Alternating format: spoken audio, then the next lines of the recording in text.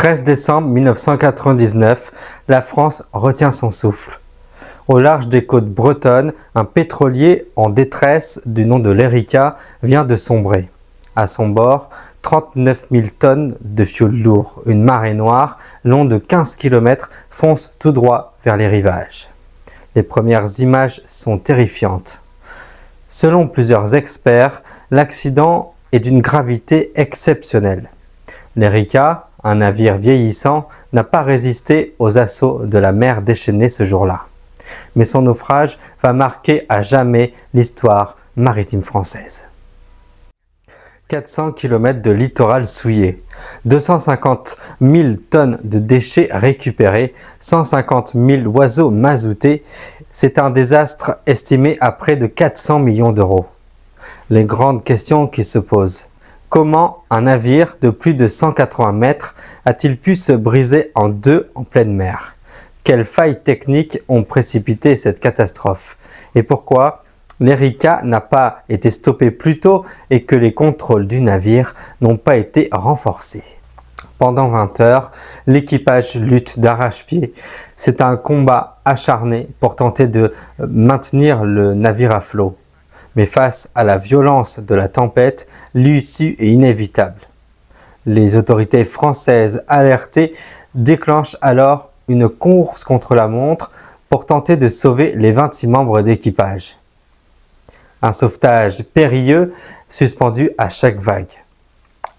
Cette affaire soulève une série de questions techniques, politiques, éthiques. Derrière le naufrage de l'Erika, c'est l'histoire d'un déchaînement d'erreurs, de négligence et d'intérêts économiques qui explosent au grand jour. Un désastre industriel et écologique parmi les plus marquants du XXe siècle.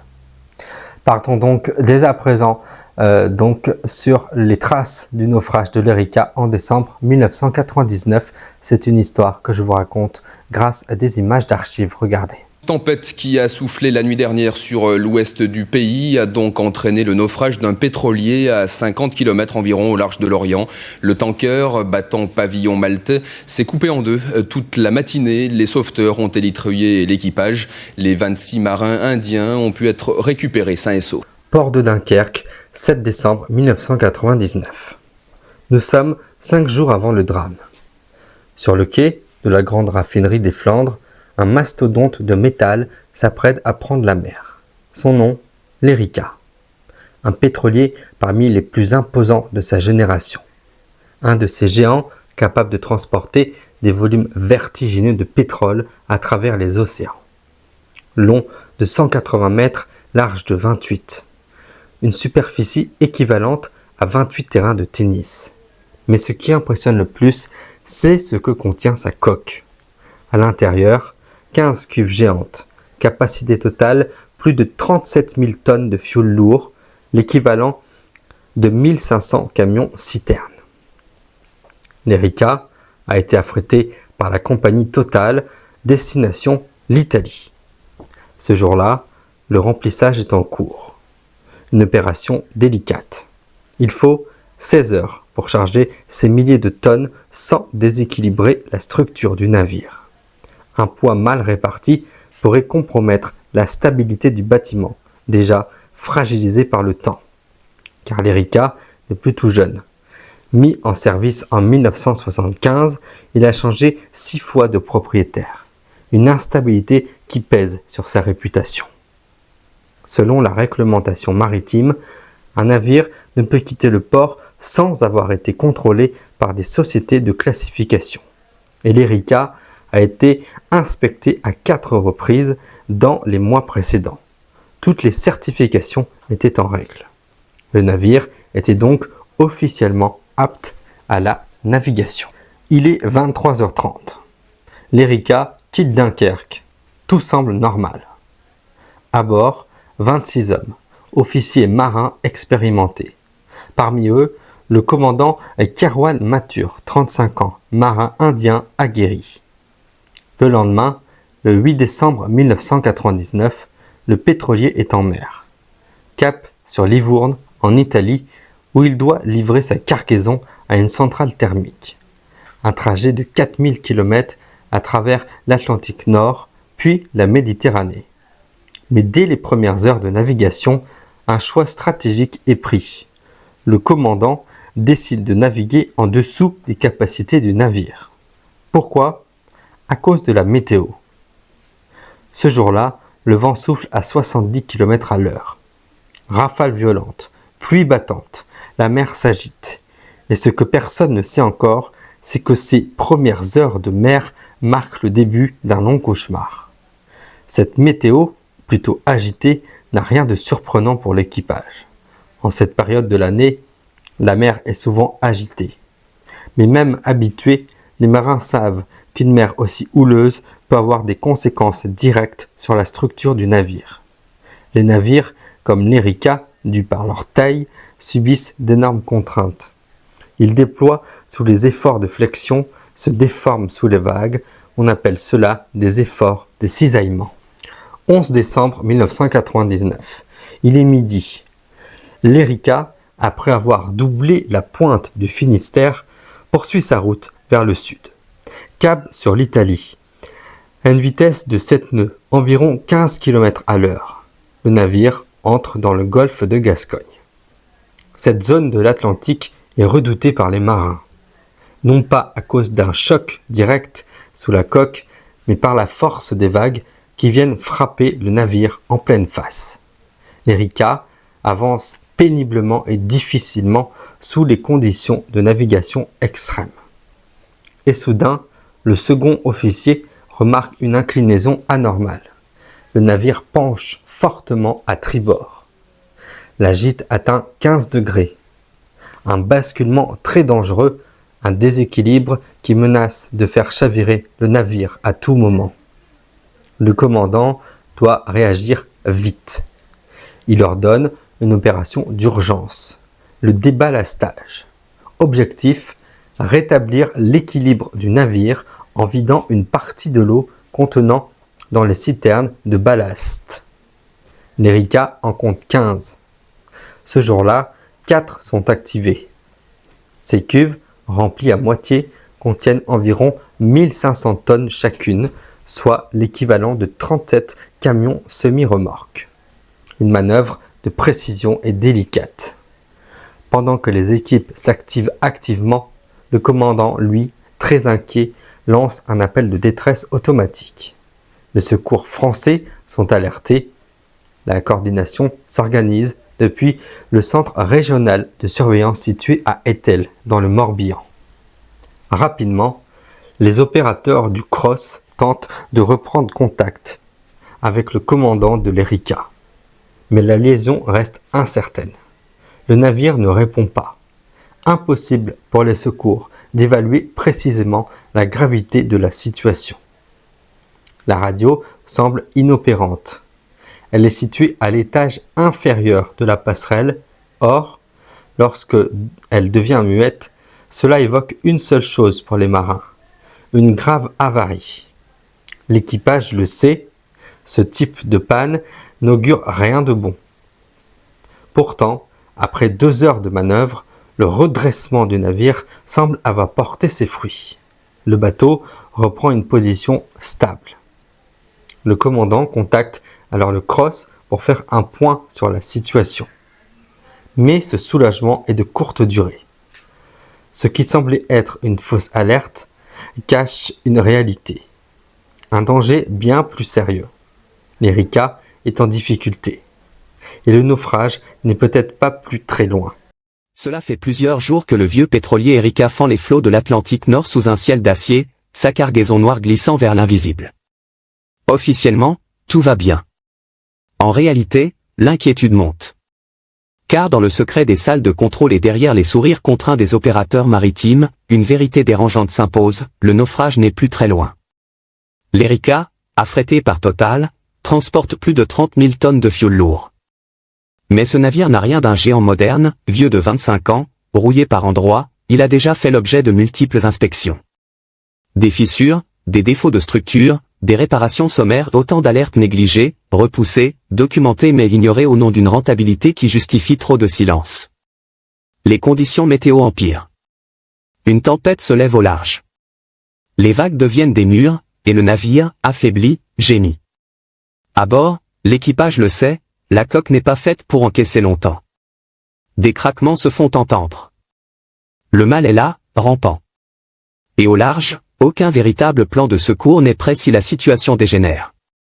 Pourquoi ce scénario pourtant prévisible n'a-t-il pas été évité? Parce que le système maritime international fonctionne comme une toile d'araignée d'opacité, pavillon de complaisance, sous-traitance en cascade, contrôles insuffisants. Le Erika à pavillon maltais appartient à un propriétaire italien, et géré par une société basée dans un autre pays et personne n'est vraiment responsable.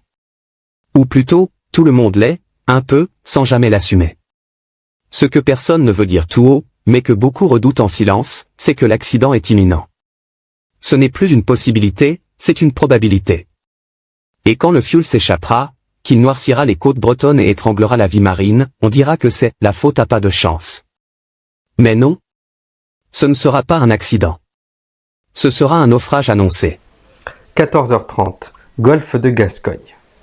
La mer reste mauvaise. Les vagues frappent sans relâche la coque du pétrolier. Le commandant, inquiet, doit comprendre ce qui cause cette gîte anormale. Il décide donc de changer légèrement de trajectoire du navire pour que l'équipage puisse enfin inspecter la proue. 2 hommes sont envoyés sur le pont. Leur mission, repérer d'éventuelles fissures. Ce qu'ils découvrent dépasse l'entendement. Le verdict tombe, la tôle du pont avant est fissurée à plusieurs endroits. 3 fissures visibles situées juste au-dessus du citerne du ballast. Mais surtout, elles atteignent une profondeur inquiétante, jusqu'à 1,50 m. C'est une véritable alerte rouge pour le commandant. Ces dégâts structurels menacent désormais l'intégralité de l'avant du navire et l'origine de la gîte de plus tôt dans la journée commence à s'expliquer. À bord, l'équipage s'active. Le commandant donne l'ordre de mesurer les niveaux des citernes et ce qu'il découvre est terrifiant. Du fioul s'écoule lentement dans les réserves d'eau. La cloison centrale, censée séparer les compartiments, est probablement en train de céder.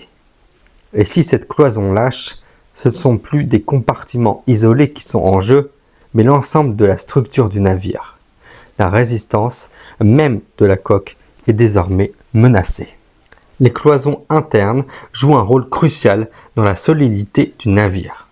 Elles forment la charpente même de la coque, une structure longitudinale qui soutient l'ensemble. Mais la mer ne lâche pas sa pression. Vague après vague, les secousses fragilisent le bâtiment. Une rupture s'est produite. Une partie de cloison a cédé.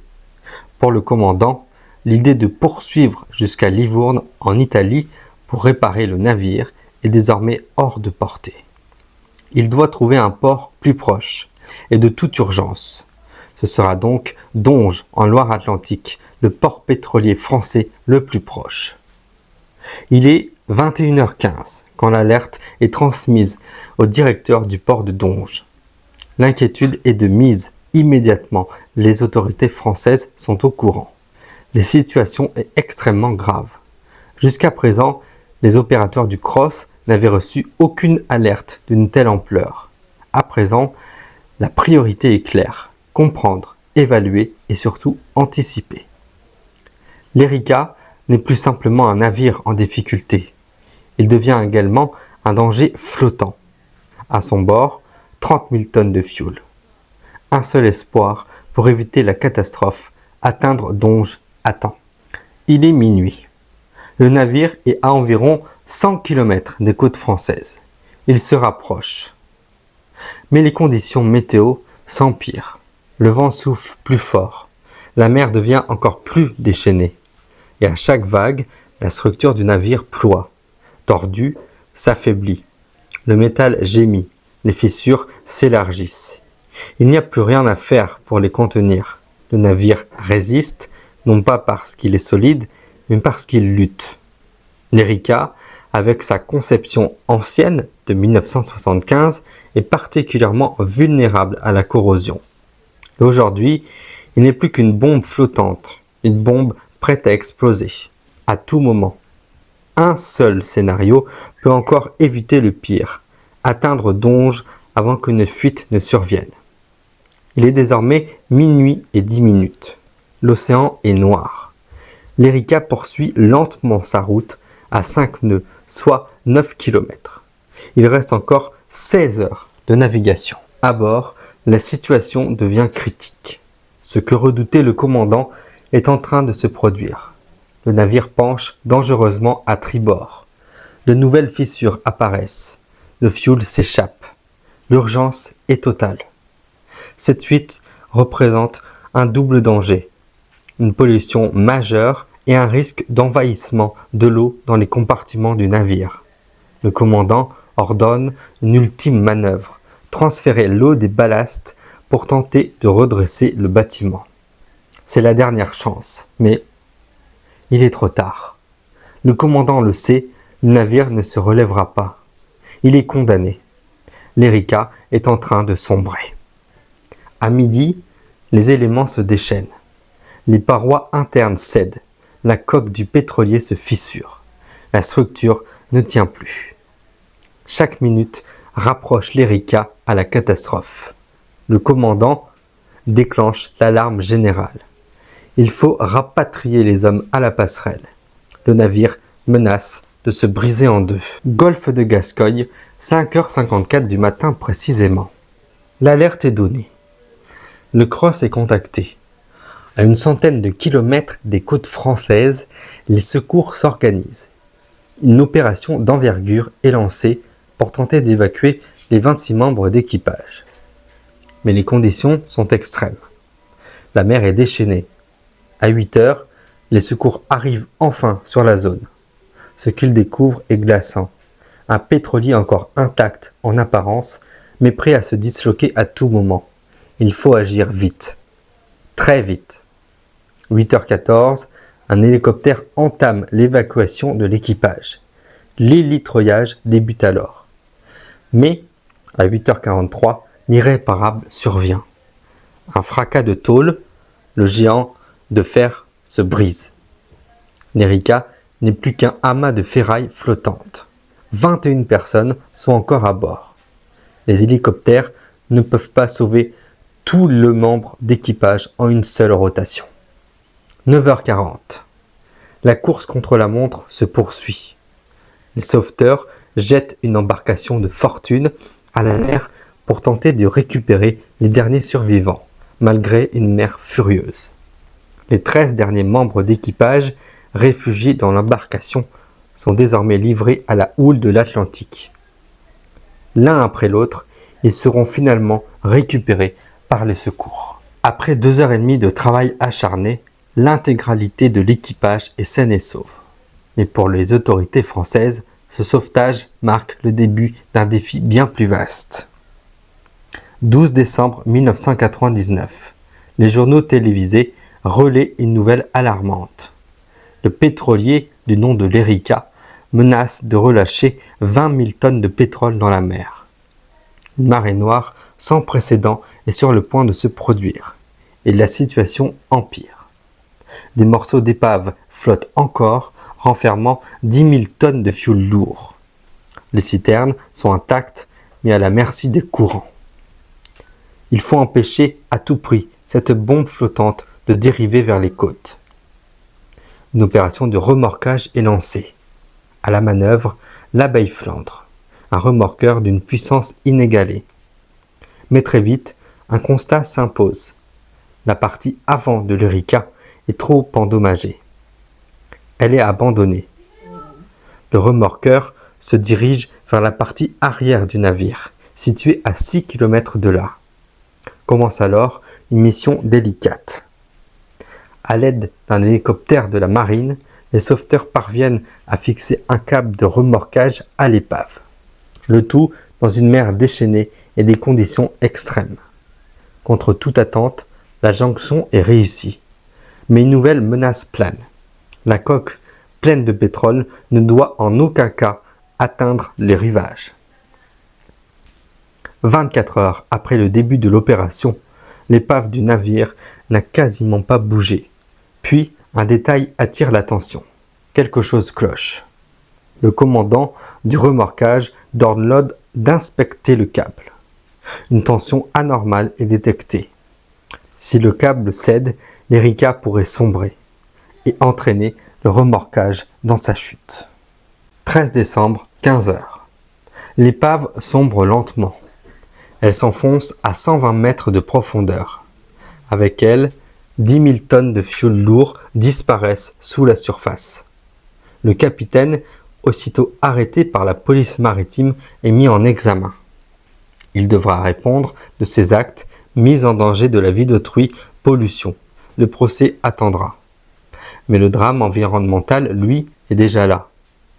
Et pour l'affronter, la France déploie des moyens colossaux. Des survols sont organisés. Des nappes de pétrole sont détectées longues de 15 km.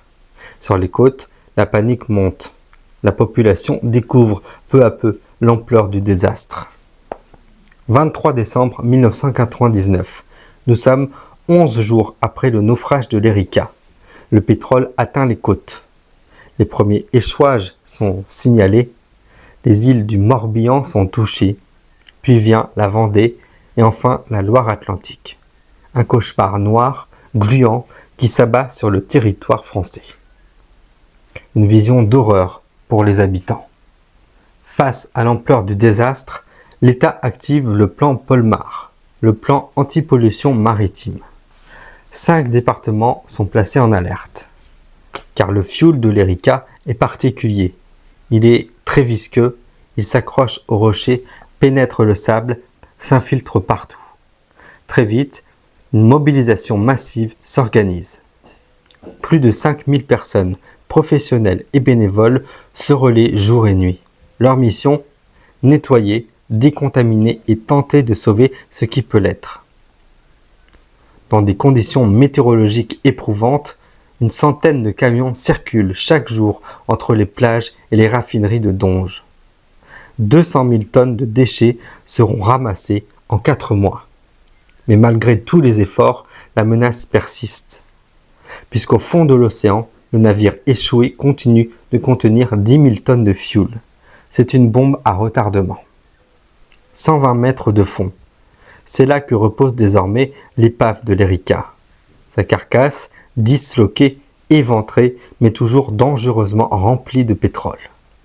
L'opération de pompage, hautement risquée, ne peut se faire dans l'urgence. Il faudra 5 longs mois de préparation pour qu'un plan d'extraction soit enfin validé. 5 mois où chaque fuite pourrait déclencher une nouvelle catastrophe écologique. Nous sommes le 5 juin 2000. Nous sommes donc 7 mois après le naufrage de l'Erika. Et une opération exceptionnelle débute. Les 2 parties de l'épave, distantes de 10 km à présent, vont enfin être vidangées. Une première depuis le naufrage du pétrolier Tagno en 1980. 7 navires spécialisés, des centaines d'hommes, 9 plongeurs d'élite formés aux interventions profondes. À 120 mètres de profondeur, chaque geste est millimétré. Le groupe Total, affréteur du navire, finance l'opération. 28 vannes sont installées pour relier les cuves des épaves aux bateaux d'usine en surface. Pendant 4 semaines, jour et nuit, le fioul est méthodiquement pompé. 18 juillet 2000. L'opération est un vrai succès. Les cuves sont entièrement vidées. 10 080 tonnes de pétrole ont été récupérées, ce qui signifie que la menace d'une deuxième marée noire est officiellement levée. Si le naufrage de l'Erika a profondément marqué les esprits, c'est aussi parce qu'il a donné lieu à l'un des procès les plus médiatiques de l'époque. Mars 2012. Après plus de 10 ans d'enquête et de procédures judiciaires, la justice française rend son verdict. 4 acteurs majeurs sont reconnus coupables et parmi eux, la société de classification en charge de la maintenance et surtout le géant pétrolier Total. 200 millions d'euros seront versés aux parties civiles pour tenter de réparer un préjudice écologique sans précédent. Mais le capitaine de l'Erika, Karim Nouar, lui, est relaxé. Reconnu comme victime par le tribunal, il est blanchi de toutes les charges. La justice estime que le navire était en mauvais état, mal entretenu et insuffisamment inspecté, ce qui a causé son naufrage. Autrement dit, un navire défaillant laissé en mer. Pour les habitants de la côte atlantique, il sera difficile d'oublier cette fin d'année 1999. Des plages souillées, des milliers de bénévoles mobilisés sur place et un fioul tenace accroché à chaque grain de sable. L'Erika restera gravé dans les mémoires comme l'un des pires accidents industriels et maritimes de son époque. Voilà donc pour cette plongée au cœur de l'Erika, une catastrophe qui, 20 ans après, continue de hanter les mémoires, un accident industriel majeur aux conséquences graves, aussi bien humaines qu'environnementales, mais aussi un tournant dans la prise de conscience collective autour de la sécurité maritime et de la pollution des mers. C'est la fin de ce document exceptionnel consacré au naufrage de l'Erika. Merci de nous avoir suivis.